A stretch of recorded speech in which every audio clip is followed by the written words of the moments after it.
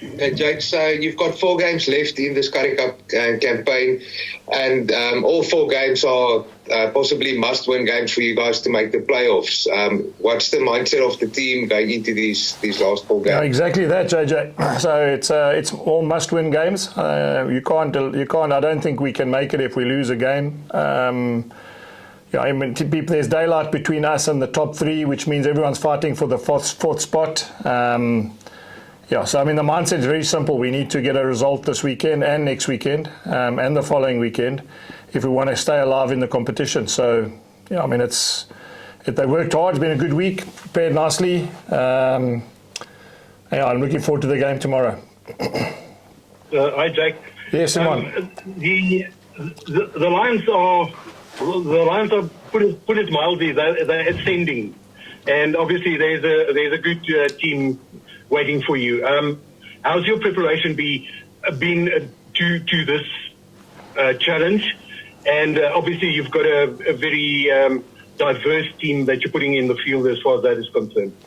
Yeah, Simon, they are a good team. I mean, they are ascending. They've played really nicely. I haven't seen the makeup of their team for this weekend, but I mean, if you look at last weekend, a lot of URC players played, and they played really well. So yeah, it's not going to be an easy game. I mean, it's never easy at Ellis Park. And even when we've played them in URC games, two teams against each other with our top sides and their top side, it hasn't been easy. You know, it's been a difficult place to play, and I don't think it'll be any different. So I think the same is the same for them. You know, they also a must-win game for them as well. I think they're almost very close to us on the table, and that means, you know, whoever wins gets a massive boost tomorrow, because, you know, it moves you away from the rest of the group. Jake, thanks, Jake. Just to follow up, with obviously only the Stormers in the run for the URC competition and laurels for that, do you put in a team like this and in the comp with a mindset of, this is also a team that I'd like to develop for next year's URC competition? Is that in the back of your mind? I suppose so, because that's the way that I think that you are thinking. Yeah, Simon, I mean, there must be gains somewhere. You know, I mean, we're in week 44 of our year, and you consider that's a long season. You know, it's probably not ideal to keep backing up the players that we've got, but we're in a situation now. The more experience they get, the more they play together, the more those combinations are tested in match situations. Yeah, so it's a little bit of everything. You know, it's an opportunity for me I'm working with some new coaches at the Currie Cup. You know, the URC coaches not involved in this group, so I'm working with some Currie Cup coaches. Gives me a chance to see also, you know, the development of those coaches and obviously the inputs they bring. And then there's a mixture. You know, we don't have every player who's played URC available, and there's a mixture of some guys who I think, you know, could take the step up next year and play in the URC more regularly as well. So yeah, there's a little bit of everything, as you say, Simon. It's an opportunity for me to see the coaches, opportunity for me to work with a different group of players in some positions, but at the same time also just create cohesion with combinations. I think are going to be the way forward for us anyway. Just the last one from me, Jake. I've taken note of the fact that you've mentioned the coaches as well. So there is not only a step-up opportunity for the players, but also so do the coaches. What you see, if you see, and when you see they can fit into URC competition. Do I read you? Exactly that, Simon. Gives me a chance to work with coaches next year. You know, next year we'll have a Currie Cup again. We'll have to have a campaign. I think, as I said to you, I think we probably, and you know, it's something that I've admitted earlier, we probably should have cut the Currie Cup squad and let them have their own identity for a longer period of time.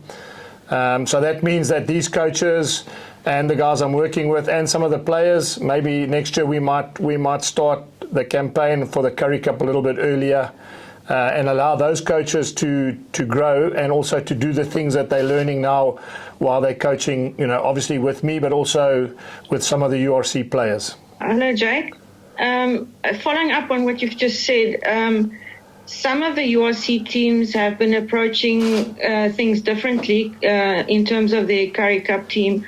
Stormers have said from the start it's one group, they train together. Sharks are doing it differently.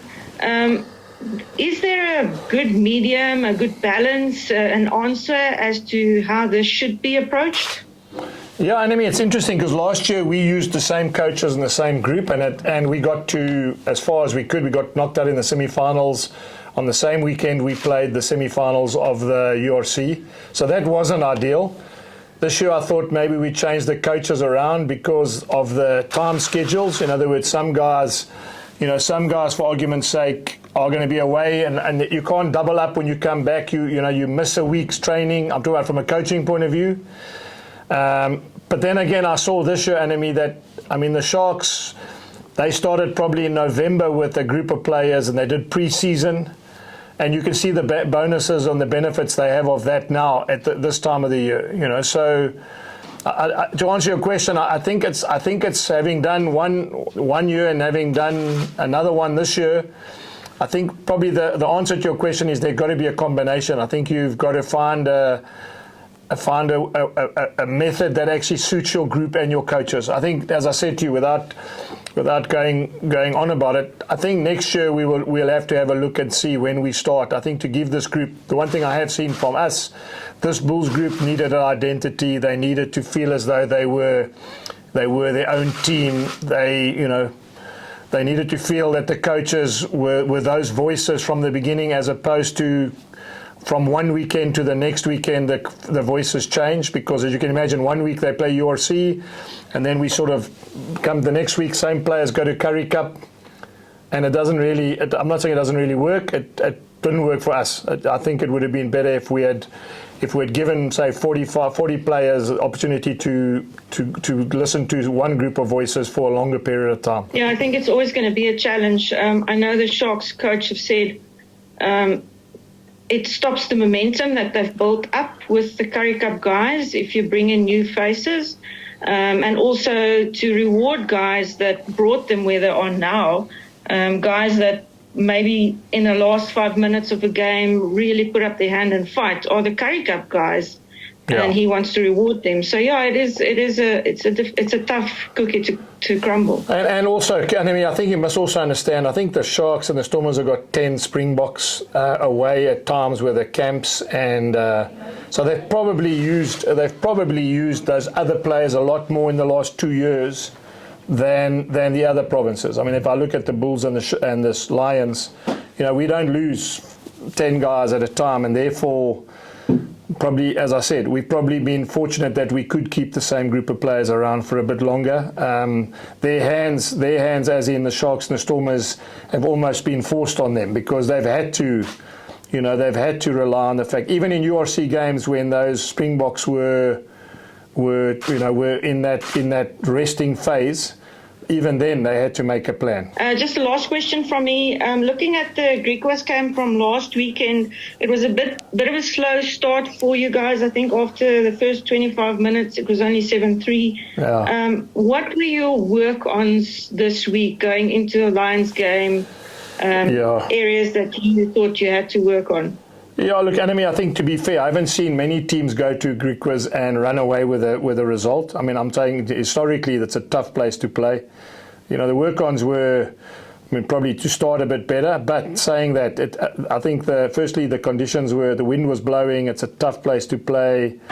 So for me, the work-ons are all the things we did badly during the week, and in on the game. So, all the whether we gave too many turnovers, whether we weren't clinical enough in the line-out, or whatever the story was. I think it was more focusing on us and what we can improve on, as opposed to looking at one game in isolation. Yeah, thanks, Jack. Thank you, guys. Thank you.